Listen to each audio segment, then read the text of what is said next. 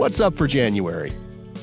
Getting close to the sun, some easy outer planet spotting, and a chance to catch quick-moving Mercury. The new year begins with planet Earth at the closest point in its orbit around the sun, called perihelion, on January 2nd. Now, you may have learned in school that Earth orbits a certain distance from the sun and that its orbit is nearly circular. The average distance from Earth to the sun is called an astronomical unit. But since our orbit is not a perfect circle, it means sometimes we're a bit closer to the sun and sometimes farther away. In fact, our distance from the sun varies by around 3 million miles over the course of the year. That's nearly 13 times the distance from Earth to the moon. At perihelion, Earth will be around 91.5 million miles from our local star. And when we're at the farthest point, it's called aphelion. That happens this year on July 5th, when we'll be around 94.5 million miles away.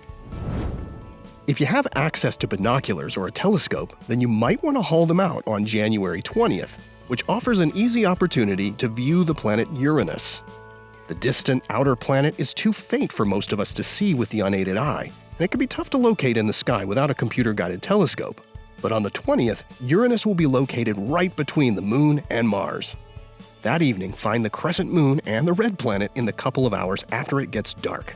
Scan your way over from Mars toward the Moon, and you should be able to find the faint bluish disk of Uranus.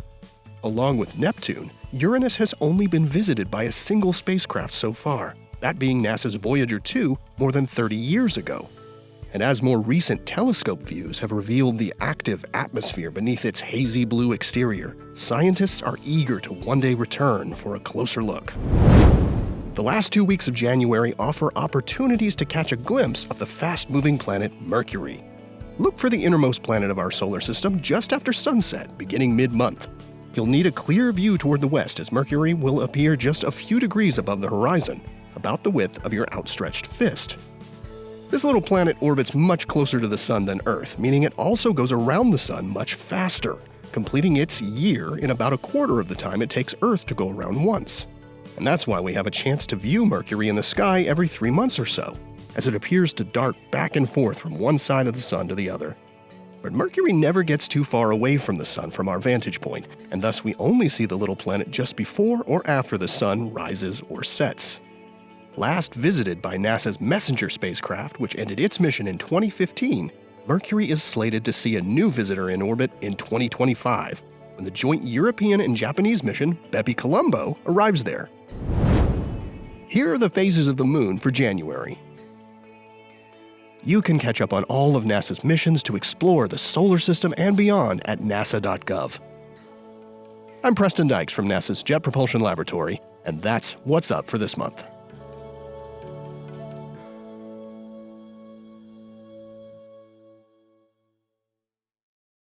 In the asteroid belt is a huge dwarf planet. It's called Ceres. Does it have an ocean underneath its icy crust? Let's find out. Hi, I'm Jim Green, Chief Scientist at NASA, and this is Gravity Assist. On this season of Gravity Assist, we're looking for life beyond Earth. I'm here with Dr. Brittany Schmidt, who is an astrobiologist and an associate professor in the Earth and Atmospheric Sciences Department at Georgia Institute of Technology in Atlanta. Brittany, welcome to Gravity Assist. Thanks very much. Excited to be here. So where is Ceres in our solar system and how big is it? So Ceres is in the main asteroid belt, just about smack dab in the middle of it. It is kind of halfway between the orbits of Mars and Jupiter. The kind of neat thing about it is actually how big it is. You know, when you think of asteroids, you might think of something small, maybe something the size of your house. But actually, Ceres is about the size of the state of Texas. So it's absolutely gigantic. So what makes it so special? It's one of the only planets that's really made of this kind of frozen ground on the outside. So I kind of like to call it a permafrost planet, if you will.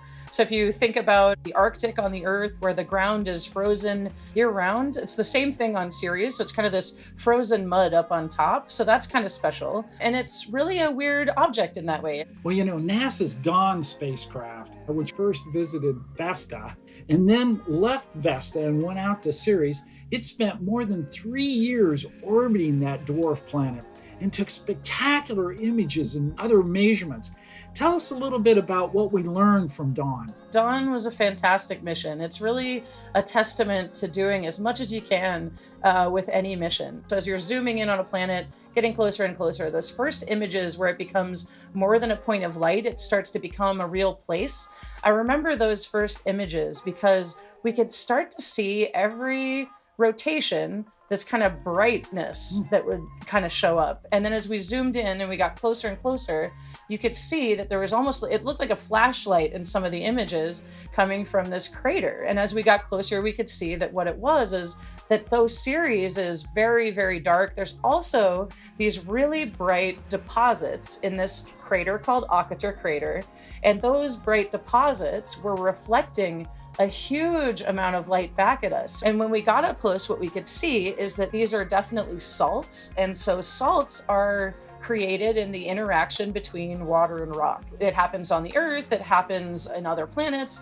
And so what we think is that that is briny material, material from deeper inside series that has come up. Well, as you say, that liquid water, in fact, must have some aspect to do with these briny, salty deposits. So do we think that Ceres has an ocean inside it or liquid water at some layer?